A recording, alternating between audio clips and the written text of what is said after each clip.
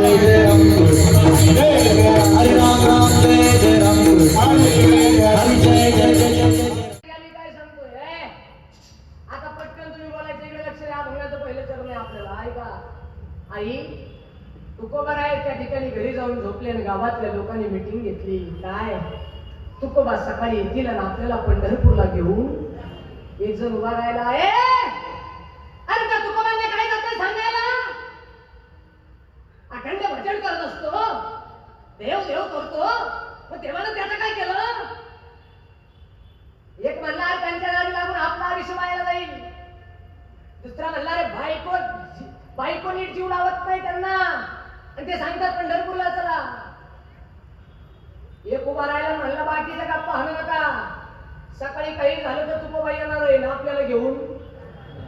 एक जण म्हणला मग एक काम करा, तुकोबा येणारच नाही याची काहीतरी नियोजन लावा. एक जण म्हणला सगळं करा पण तसं करू नका, कारण एक वेळेस तुम्ही देवाच्या वाटे जा, देव माफ करून संताच्या वाटे गेलो तर कार्यक्रम झाल्याशिवाय राहत नाही. गोष्ट लक्षात ठेवा. संताचं फार भाग इकडे लक्ष द्या. मग काय करायचं आता? तुकोबा सकाळी येतील आपल्याला घेऊन जातील. एक जण उभा राहायला म्हणला आपण एक काम करू, सकाळी तुकोबा आले तर आपण त्यांचा अपमान करू. आता फार पुढे ऐका, आपल्या लोकांना ही लागलेली घाण थोडे शब्द करा बारीक आहे का? घरी गेलो रे, घरी गेल्यावर सुद्धा तासभर विचार करायच्यावर. आपल्या लोकांना एक लागलेली घाण आणि वाईट सवय, आपल्या माणसाला आपला माणूस मोठा झालेला सहन होत. आपल्या माणसाला आपला माणूस मोठा झालेला सहन होत. एक गोष्ट बोलू का? आपण भारत देशात जन्माला आलेली माणसं आहे महाराज. 3 वर्षापूर्वी महाराष्ट्रातली एक बाई मेली, सिंधुताई. मुलांना महिला मंडळ 75% आणलं ना मी तुम्हाला. सिंधुताई मरायच्या आधी 9 दिवस पत्रकारांना प्रश्न केला, माई तुझं पुस्तक अभ्यासक्रमाला कर्नाटक मध्ये आहे ग माई, पण तुझं पुस्तक महाराष्ट्रात नाहीये. त्यावेळेस त्या माईनं दिलेलं उत्तर फार गोड आहे माझ्या माई बाबांनो. त्या माईनं सांगितलं, पत्रकार दादा, अरे हा महाराष्ट्र आहे रे राजा, आणि तो मोठं व्हायचं असेल तर मरावं लागतं रे राजा, मरावं लागतं. आणि मेल्यानंतर जी तो माणसं मोठी केली जातात ना, याचं नाव महाराष्ट्र आहे रे बाबा. माझी विनंती आहे तुम्हाला, पटकन बोला. जगद्गुरु तुकोबारांनी 4000 अभंगाचा गाथा लिहिला, समाजासाठी का स्वतःसाठी? बोला नाही.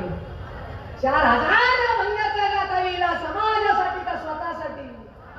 ज्ञानोबारांनी ज्ञानेश्वरी लिहिली, समाजासाठी का स्वतःसाठी? बरोबर आहे ना? पण तरी सुद्धा तोच अभंगाचा गाथा त्याच लोकांनी इंद्रायणीच्या डोहामध्ये बुडवायला लावला. त्याच ज्ञानोबारांनी 9000 ओळींची ज्ञानेश्वरी लिहिली, पण त्यांच्या आई बापाला मारायला. मला एक गोष्ट बोलू, माफी मागून बोलतो गड्या हो. एक गोष्ट कायम लक्षात ठेवा, अरे आपला माणूस मोठा करायला शिका. भारत महासत्ता झाल्याशिवाय राहणार नाही गोष्ट. अरे हा आपला माणूस एवढं मोठं कार्य करतोय, अरे वारकरी रे, वारकऱ्यांसाठी हा माणूस लढतोय ना, या माणसासाठी सुद्धा आपण लढलोच पाहिजे. काय मत आहे तुमचं? माझ्या माहितीप्रमाणे महाराष्ट्रातला दुसरा सत्ता आमदार करत असेल एवढ्या मोठ्या ताकदीनं महाराज. आता तुम्ही बातम्या पाहता का नाही मला माहित नाही, पण आपल्या लोकांना घाण लागलेले थोडे पटकन सांगतो, इकडे लक्ष द्या. तुकोबारांचा अपमान करायचं देहूच्या लोकांनी ठरवलं का बदलापूरच्या? तुकोबारांना देहूच्या लोकांनी मारलं का बदलापूरच्या? तुकोबारांचा अभंगाचा गाथा देहूकरांनी बोलवला का मुंबईकरांनी? बरोबर आहे ना? त्याच्या पुढे जाऊन बोलू का? आपल्या लोकांना एक नाही वाईट सवय महाराज, आपल्याकडेचा असं राहिलेले अर्धा एकर फुकीन, पण तो हा एक लक्षात ठेवा. आता 3 महिन्यापूर्वी अमेरिकेमध्ये एक प्रदर्शन झालं महाराज, तुम्ही पाहता का नाही मला माहित नाही, पण ते अमेरिकेचे आहे. त्या अमेरिकेच्या देशानं सगळ्या देशातल्या एका नौजवान पोरांना बोलवून घेतलं, कर्ण्यभान पोराला बोलवलं. पुढं अमेरिकेत फ्रान्सचं पोरग बोलवलं, Japan, Italy, China, Bharat, America, सगळ्या देशातलं एक पोरग बोलवलं. इकडे लक्ष द्या पटकन जरा, उदाहरण कळेल तुम्हाला. France, Japan, America, Italy, China, Bharat, सगळ्या देशातलं एक पोरग अमेरिकेत बोलवलं आणि त्या बसवले खाली अमेरिकेचा माणूस वाढायला. ऐका रे पोरांनो, आता तुम्हाला प्रत्येकाला मी एक मोकळी भरणी देणार. ही मोकळी भरणी घ्यायची आणि आपापल्या देशात निघून जायचं आणि जा गेल्याच्या नंतर आपापल्या देशातले खेकड्या भरणी भरून घेऊन झोपल्या का France, Japan, America, Italy, China, Bharat सगळ्या देशातले पोरं आपापल्या देशात गेले. बरे ऐका जरा, सगळ्या देशातले पोरं आपापल्या देशात गेले. फ्रान्सचं पोरं फ्रान्स, जपानचं पोरं जपान, अमेरिकेचं अमेरिकेत, इटल्याचं इटली, चायनाचं चायनात. भारताचं काही नशिबाने आपण भारत देशातलं पोरग होतं, महाराष्ट्र राज्याचं होतं. नुसतं महाराष्ट्र राज्याचं नव्हतं, बदलापूरचं होतं.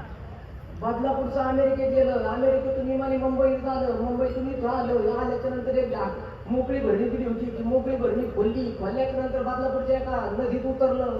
झाकणामध्ये त्या ठिकाणी भरणीमध्ये 1 2 3 4 5 6 7 8 9 10 11 खेकडे बसले. पण 12वा आपला म्हणजे गडी डेंजर. आपला म्हणजे कोणाच्या बापाचं ऐकायचं, आपल्याला म्हणजे लय डेंजर.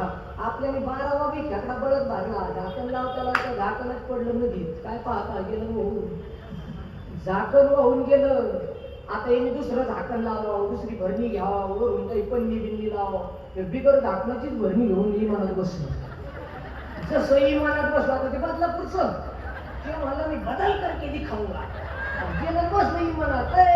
जसं इमानात बसलं तसं अमेरिकेत गेलं, तसं अमेरिकेत कसं तसं उतरलं. याच्या आधी सगळे आले होते, आपल्याकडे शेवटच जातात. आपल्याकडे गेला ते म्हणले चला फ्रान्स दाखवा खेकडे, फ्रान्सच्या पोराने खेकडे दाखवले. जपानच्या पोराने, इटलीच्या, अमेरिका त्यांनी आवाज दिला भारत दाखवा खेकडे.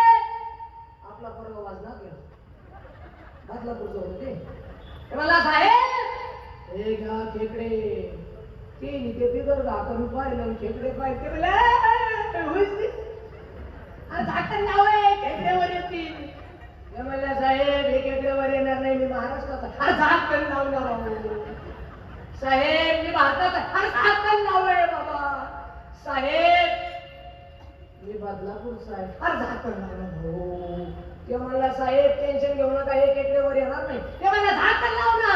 ते म्हणला साहेब हे खेकड्यावर येणार नाही. ते म्हणला कसं काय? ते म्हणला साहेब टेन्शन घेऊ नका, हे खेकडे बदलापूरचे. ते मला भाऊ झाकण लाव, खेकड्यावर येतील. हा मला सांगतील. ते म्हणला साहेब टेन्शन घेऊ नका, हे खेकडे बदलापूरचे, हे वर येणार नाही. ते म्हणला कसं काय येणार नाही? ते म्हणला साहेब बदलापूरचे माणसं एकमेकाला वर येऊ देत नाही. हे तर खेकडे हे लय अवघड आहे भाऊ. हे फक्त झाकली मूठ. आता नाही बरं वाटलं असं. लक्षात ठेवा, अरे आपला माणूस मोठा करा, आपला फायदा झाल्याशिवाय राहणार नाही गोष्ट.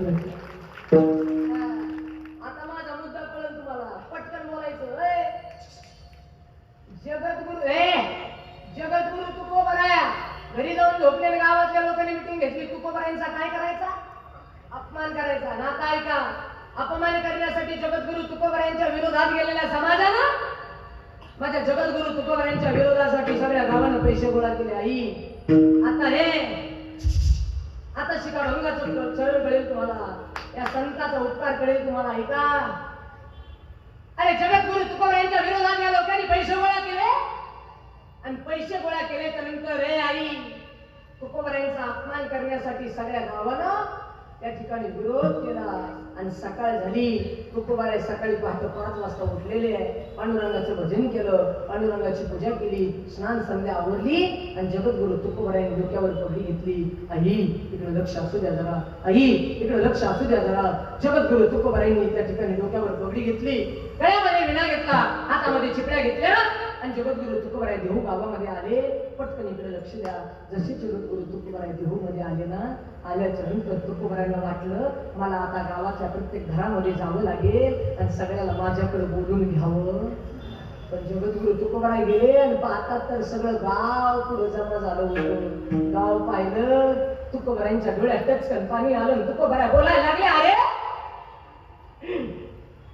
अरे मी या गावातल्या लोकांना 4-2 प्रमाण काय समजून सांगितले, पण हे पांडुरंगा, हे पांडुरंगा, हे परमात्मा कृपा सिंधू आहे, दयाळू आहे, करुणा वृणालयस, कृपा सिंधू आहेस रे. हे पांडुरंगा, अरे या लोकांना मी काल समजून सांगितलं, हात देवानं दिले, शरीर देवानं दिले, देवाचं भजन करा, माझ्यासोबत पंढरपूरला चला, हाताने टाळी वाजवा, मुखानं भजन करा सांगितलं देवा. या लोकांनी ऐकलं रे माझं. तुकोबारायांना वाटलं सगळा समाज माझ्यासोबत पंढरपूरला येण्यासाठी गोळा झाला. पण पटकन सांगा मला, तुकोबारायांसोबत पंढरपूरला जायला गोळा झाला की तुकोबारायांचा अपमान करायला गोळा झाला हो? बोला ना कशाला? आणि आता ऐका, तुकोबारायांचा अपमान करायचं समाजाला ठरवलं, तुकोबारायांनी आवाज दिला आहे, चालायचंय का? चला हो